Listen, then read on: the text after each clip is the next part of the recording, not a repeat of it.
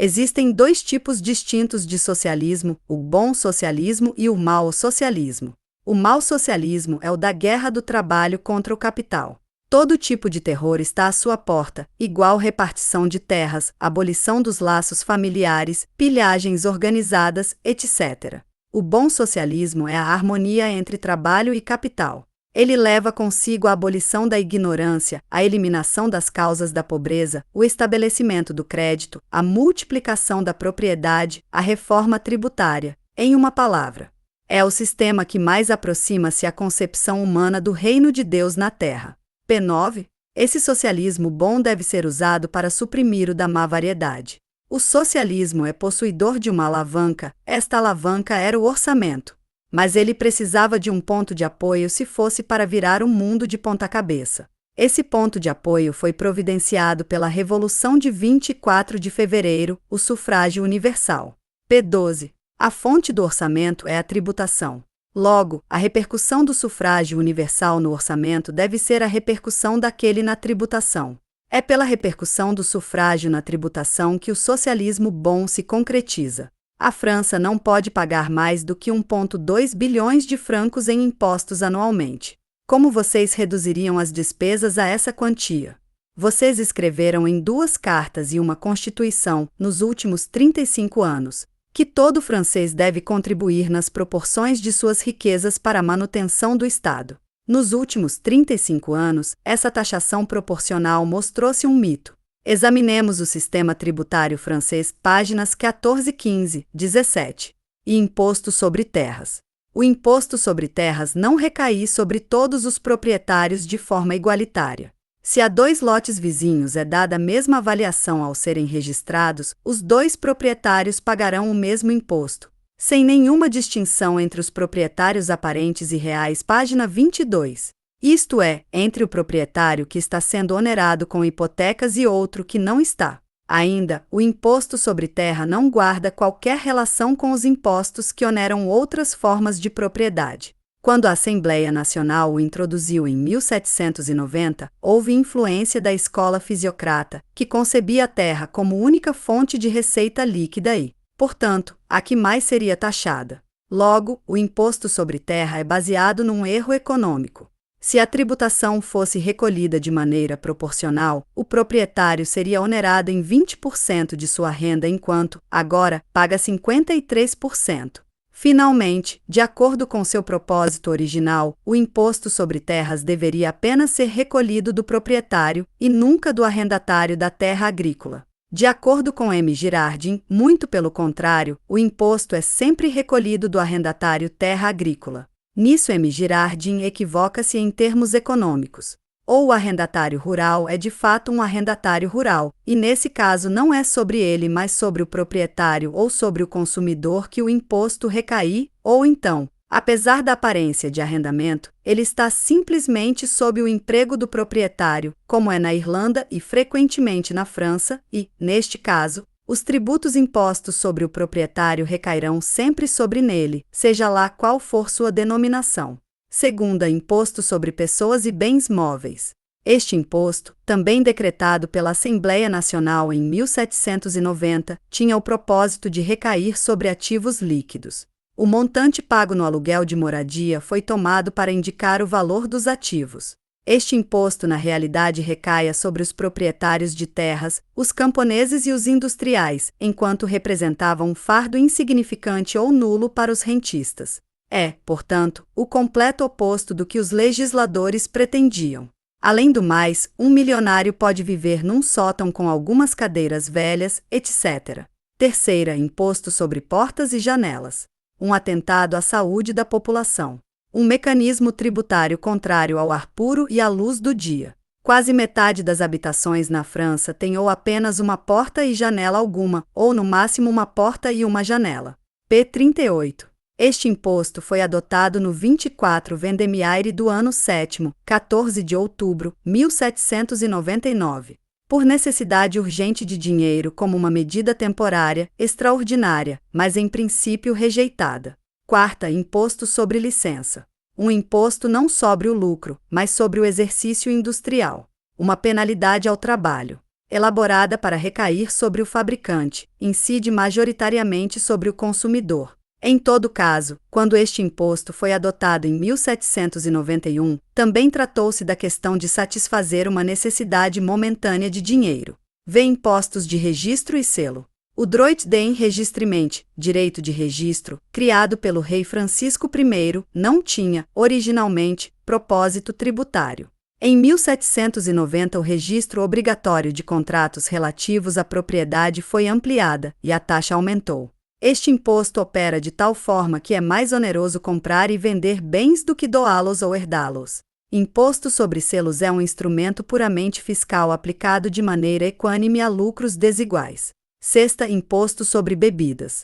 A quintessência da injustiça, um obstáculo vexatório à produção, o mais custoso de coletar. Vide a edição terceira, de 1848 a 1849, consequências de 13 de junho. Sétima, impostos aduaneiros. Um caótico acúmulo histórico de taxas contraditórias e sem sentido, onerosas à indústria. Por exemplo, algodão bruto é taxado a 22 francos e 50 centavos por 100 quilos na França. Passons outre. Vamos em frente? Oitava, octroi. Carece inclusive do álibi da proteção da indústria nacional. Aduanas no interior do país. Originalmente um tributo local e mísero, mas agora um fardo pressionando principalmente sobre as classes mais pobres, que resulta na adulteração de seus alimentos. Põe tantos obstáculos à indústria nacional quanto existem cidades. Eis o quanto Girardin tem a dizer sobre impostos individuais. O leitor já deve ter percebido que a crítica dele é tão rasa quanto correta. Ela é redutível a 3 argumentos. 1. Que nenhuma tributação recair sobre a classe almejada por aqueles que impuserem este imposto, mas se transferiram para outra classe. 2. Que toda tributação temporária enraiza-se e torna-se permanente. 3. Que nenhuma tributação é proporcional, equitativa, justa ou equânime à riqueza. Estas objeções econômicas genéricas à tributação são repetidas em todos os países. Entretanto, o sistema tributário francês tem uma peculiaridade característica. Assim como os ingleses são a nação histórica por excelência no tocante ao direito público e privado, os franceses o são em relação ao sistema tributário. Apesar de em todos os outros aspectos eles tenham codificado, simplificado e rompido com a tradição fundamentada nos princípios universais. Girardin neste ponto. Na França, nós vivemos sob quase todas as regras do ancien regime sobre procedimentos fiscais. Talha, captação, aides, aduanas, imposto sobre o sal, taxas de registro, o controle, a insinuation, grefe, monopólio do tabaco, lucros excessivos nos serviços postais e na venda de pólvora, loteria, corvéia estadual ou municipal, aquartelamento, octrois, pedágios de rio e rodovia, impostos extraordinários, todas essas coisas podem ter mudado de nome. Mas todas mantêm sua essência e têm sido não menos do que um fardo para todo o povo e nem mais produtivo para o tesouro. A base do nosso sistema financeiro, NT-SIC, é completamente não científica. Ela reflete nada mais do que as tradições da Idade Média, que por sua vez nada mais são do que o legado das ignorantes e predatórias práticas fiscais dos romanos. P. 102. Não obstante, à época da Assembleia Nacional da Primeira Revolução, nossos pais clamavam: nós fizemos a revolução somente para que pudéssemos tomar os impostos em nossas próprias mãos. Mas, no entanto, este estado de coisas logrou persistir sob o Império, a Restauração e a Monarquia de Júlio, e sua hora chegou. A abolição do privilégio eleitoral necessariamente deve implicar a abolição da iniquidade tributária. Não há, portanto, mais tempo a ser perdido no enfrentamento da reforma tributária, se a ciência não deve ser superada pela violência. A tributação é virtualmente a única fundação sobre a qual repousa nossa sociedade. As reformas sociais e políticas são encontradas nos mais remotos e elevados patamares, a mais importante é a tributária. Buscais aqui, e achareis P. 103, 105, 108. E o que é que encontramos? Como compreendemos a tributação, ela deveria ser um prêmio de seguro pago por aqueles que detêm propriedade, para assegurarem-se contra todos os riscos que podem perturbá-los em seu exercício e no gozo de suas posses. Este prêmio deve ser proporcional e rigoroso em sua exatidão. Todo imposto que não é uma garantia contra o risco, o preço de uma mercadoria ou o equivalente por um serviço, deve ser abandonado. Permitem-se apenas duas exceções: impostos sobre países estrangeiros, aduana, e sobre a morte, enregistrement. O contribuinte é, então, substituído pelo segurado. Todos que têm interesse de pagar, pagam e pagam na extensão de seu interesse. Vamos além e dizemos: todo imposto é condenável pelo simples fato de que carrega em si o nome de imposição. Todo imposto deve ser abolido, pela característica peculiar do imposto que é a obrigatoriedade, enquanto a natureza do seguro é de ser voluntário. P. 120, 122, 127 e 128. Este prêmio de seguro não deve ser confundido com o imposto sobre o rendimento, está mais para um imposto sobre o capital. Da mesma forma que um prêmio de seguro não garante o rendimento, mas sim os bens de capital como um todo. O Estado age da mesma forma que uma seguradora, buscando saber não a receita gerada pelo bem assegurado, mas o que ele vale. A riqueza nacional da França é estimada em 134 bilhões, dos quais subtraem-se passivos de 28 bilhões. Se o gasto orçamentário for reduzido a 1,200 milhões, somente 1% do capital precisaria ser taxado para elevar o Estado ao nível de uma colossal companhia de seguros. P. 130. E deste momento em diante, chega de revoluções. P. 131. A palavra solidariedade vai substituir a palavra autoridade, interesses comunais serão o laço atando os membros da sociedade. P. 133. M. Girardin não se satisfaz com essa sugestão genérica, mas, ao mesmo tempo, nos dá a forma para uma apólice ou registro de seguro que todo cidadão poderá portar. Todo ano o antigo fisco dará aos segurados uma apólice de 4 páginas do tamanho de um passaporte. Na primeira página estaria o nome do segurado com seu número de registro, bem como a forma dos pagamentos dos prêmios. Na segunda página estariam todas as particularidades do segurado e de sua família, juntamente com uma estimativa detalhada do valor de seus ativos totais, certificado como devido. Na terceira página, o orçamento do Estado junto com o balanço geral da França, e na quarta, todos os tipos de informações estatísticas mais ou menos úteis. Esta apólice serve de passaporte, título de eleitor e registro de viagens dos trabalhadores, etc. Os registros destas apólices permitem ao Estado que prepare os 4 grandes livros: o Grande Livro da População, o Grande Livro da Propriedade, o Grande Livro da Dívida Pública e o Grande Livro das Dívidas Hipotecárias, que juntos vão conter todas as estatísticas dos ativos na França. A tributação é meramente o prêmio pago pelo segurado para possibilitar que ele goze dos seguintes benefícios: o direito de proteção pública, um serviço legal gratuito, liberdade de prática religiosa, educação gratuita, seguridade social e pensão. 2. A dispensa de serviços militares em tempos de paz. 3. A proteção contra a pobreza. 4. A compensação por perdas decorrentes de incêndios, enchentes, granizo, doenças do gado e naufrágio. Nós observamos que M. Girardin pretende aumentar a compensação total que o Estado tem que pagar, no caso de perda pelos segurados, na forma de diversas multas, etc., dos produtos dos empreendimentos de propriedade nacional, estatal e das taxas de registro e alfândega, que terão de ser mantidas, bem como dos monopólios do Estado. A reforma tributária é a menina dos olhos de todo burguês radical, o elemento específico de todas as reformas econômicas burguesas. Desde os tempos remotos de filisteus medievais até os modernos livre-cambistas ingleses, a luta maior gira em torno da tributação. A reforma tributária mira ou na abolição de tributos tradicionais que impedem o progresso industrial ou na menor extravagância do orçamento do Estado, ou em uma distribuição mais proporcional. Quanto mais distante isso fica do alcance burguês, mais intensamente o burguês almeja o ideal quimérico da distribuição proporcional de tributação. As relações de distribuição, que repousam diretamente sobre a produção burguesa, as relações entre salários e lucro, lucro e juros, renda e lucro, podem no máximo ser modificadas naquilo que não lhes é essencial, pela tributação, mas esta jamais poderá ameaçar suas fundações.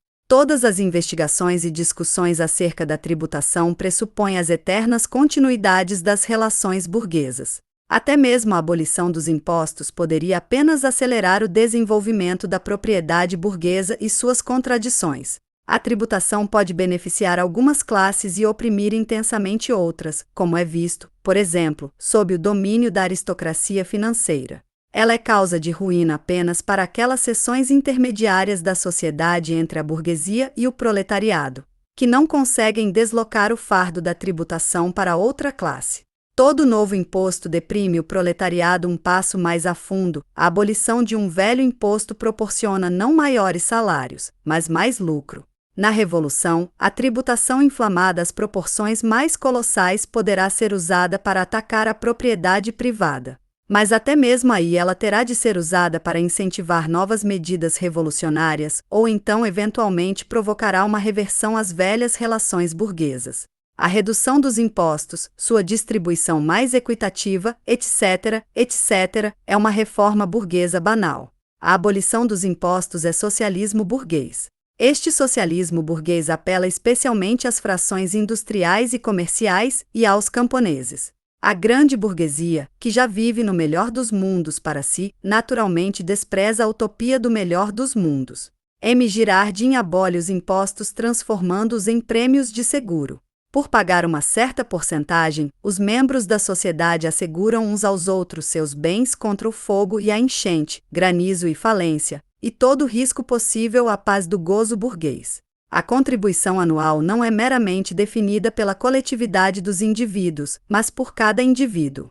Este avalia seu próprio patrimônio. As crises do comércio e da agricultura, a torrente de perdas e falências, todas as flutuações e vicissitudes do modo burguês de viver, que têm sido epidemias desde a introdução da indústria moderna, toda a poesia da sociedade burguesa vai desaparecer. Segurança e seguridade universais serão uma realidade. O burguês tem garantido por escrito pelo Estado que ele não poderá de maneira alguma arruinar-se.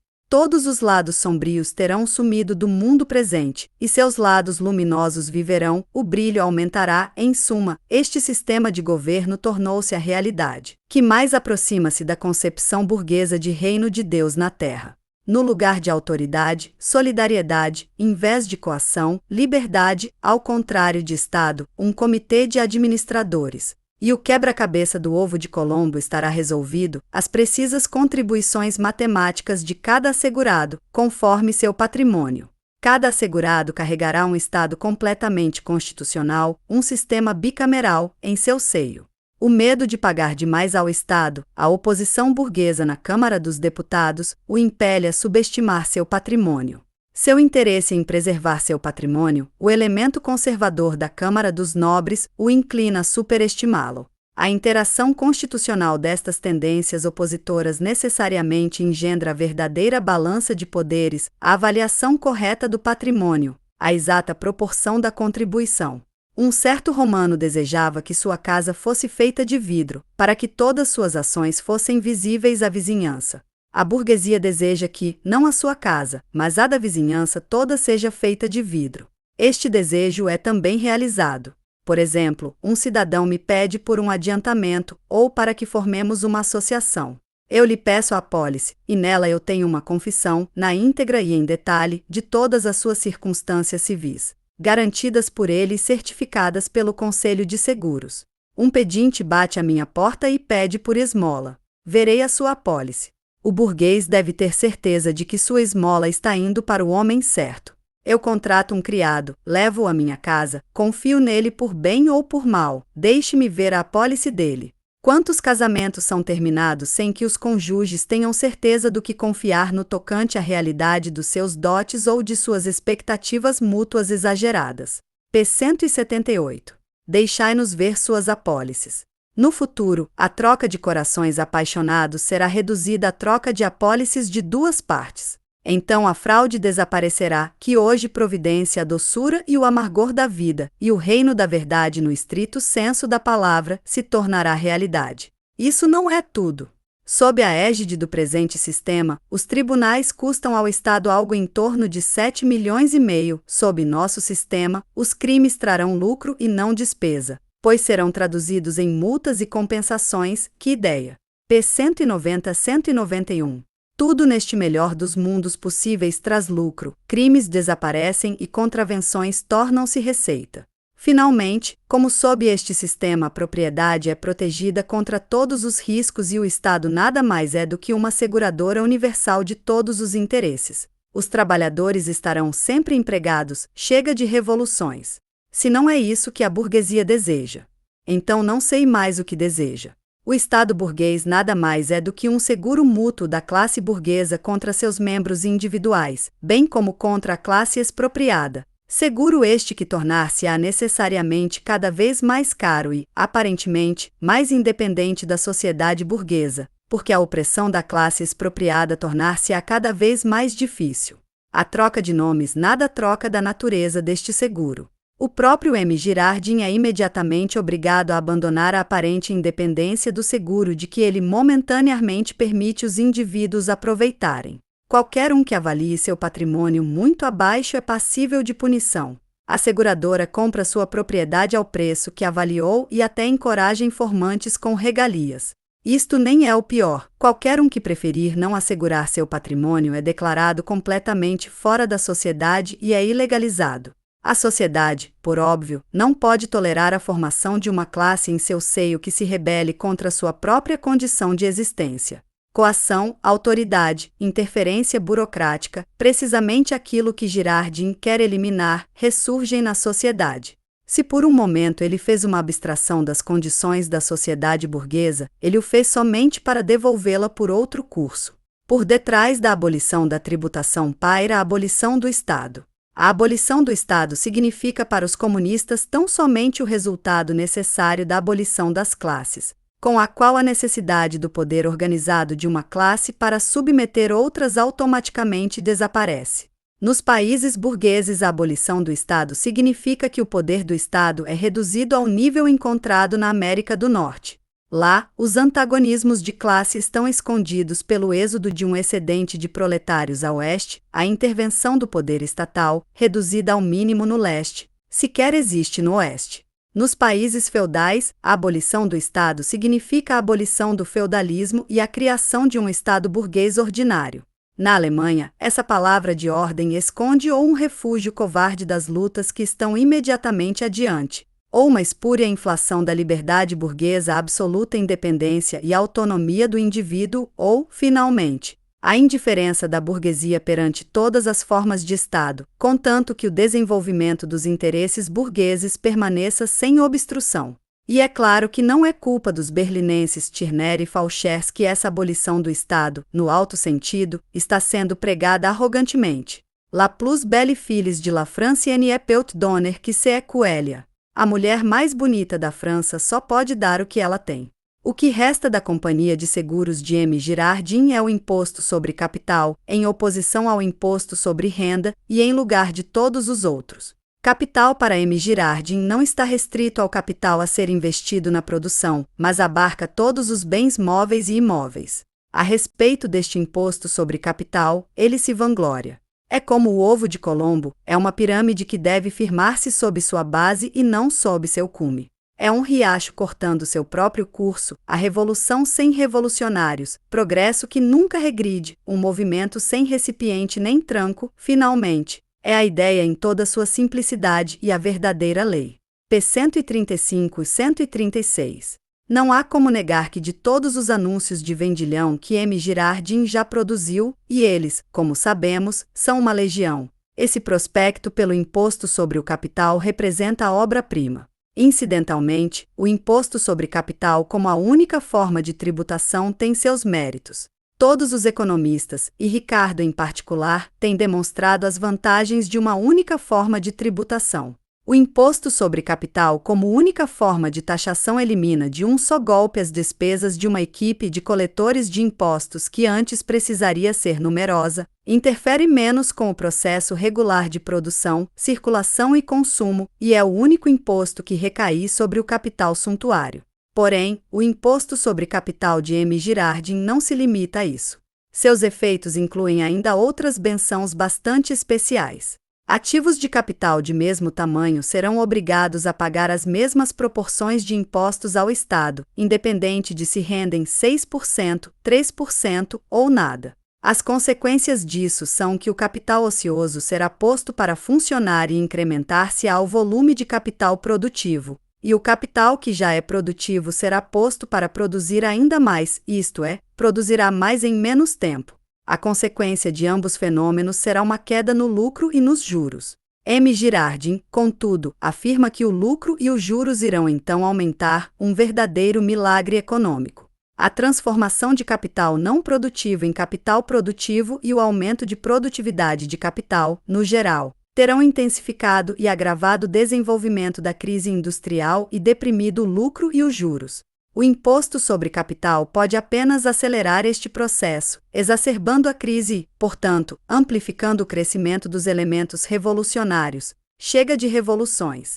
Um segundo efeito milagroso do imposto sobre capital, de acordo com M. Girardin, é que se atrairia o capital da terra, que rende pouco, à indústria, que rende mais, abaixando assim os preços da terra e levando a França à concentração fundiária, à agricultura de larga escala da Inglaterra e, com isto, toda sua indústria avançada. Um tanto quanto à parte do fato de que isto requereria uma transposição à França de diversas condições da indústria inglesa. M. Girardin figura como culpado por uma série de erros peculiares. A agricultura na França está sofrendo não de um excedente, mas de uma falta de capital. Não foi a retirada de capital da agricultura, mas sim a entrada que levaram à concentração fundiária inglesa. Na estimativa de Girardin, o preço da terra na Inglaterra está muito mais alto do que na França. O valor total da terra na Inglaterra é quase tão grande quanto a riqueza nacional da França. A concentração na França iria, portanto, não só deixar de causar a queda do preço da terra, como faria aumentar.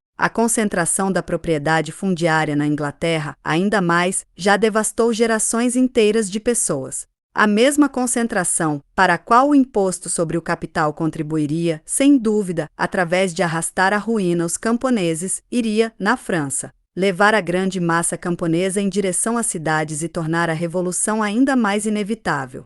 E, finalmente, se na França a maré já começou a virar da fragmentação para a concentração, na Inglaterra as grandes porções de terra já estão guinando para uma fragmentação renovada, conclusivamente comprovando que a agricultura procede em um incessante ciclo de concentração e fragmentação da terra, conquanto as condições burguesas permaneçam existindo. Basta destes milagres.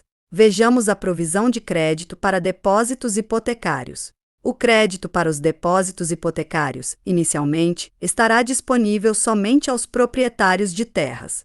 O Estado vai emitir notas hipotecárias similares a notas bancárias em todos os aspectos, exceto que a terra é a sua garantia, em vez de dinheiro ou ouro. Estes recibos hipotecários serão adiantados pelo Estado a 4% para camponeses endividados e serão usados para satisfazer os seus credores hipotecários. No lugar do credor privado, o Estado agora tem a hipoteca da terra e consolida a dívida para que o ressarcimento não possa nunca ser demandado. O total de dívidas hipotecárias na França totaliza 14 bilhões. É verdade que Girardin somente concebe a emissão de 5 bilhões de recibos hipotecários, mas o aumento de papel-moeda por uma tal quantia teria o efeito não de baratear o capital, mas de desvalorizar inteiramente o papel-moeda. Ademais, falta a Girardin a coragem de impor uma taxa fixa por esse novo papel. Para evitar a desvalorização, ele propõe que os possuidores desses recibos deveriam trocá-los a igual valor por 3% de certificados de débito nacional. O resultado da transação é o seguinte: o camponês, que antes pagava 5% de juros e 1% de manutenção e renovação e outros impostos, agora paga somente 4% e ganha 1%. O antigo credor hipotecário, que antes recebia 5%, é forçado, pela ameaçadora desvalorização de recibos hipotecários, a aceitar com gratidão os 3% oferecidos pelo Estado, portanto perdendo 2%. Outro assim, o camponês não precisa pagar sua dívida e o credor nunca receberá o que o Estado lhe deve. O que estas negociatas acumulam, portanto, por detrás da camuflagem fina de recibos hipotecários, é o roubo direto de 2 dos 5% dos credores hipotecários. Na única ocasião, excetuada a tributação, em que M. Girardin é, portanto, forçado a atacar diretamente a propriedade privada, ele tem de tornar-se um revolucionário e desistir de toda a sua utopia. E este ataque não é nem invenção dele. Ele o emprestou dos comunistas alemães, que após a Revolução de Fevereiro foram os primeiros a exigirem que dívidas hipotecárias fossem transformadas em dívidas do Estado, num tom assumidamente diverso do que o de M. Girardin, que até mesmo se opôs publicamente a isto.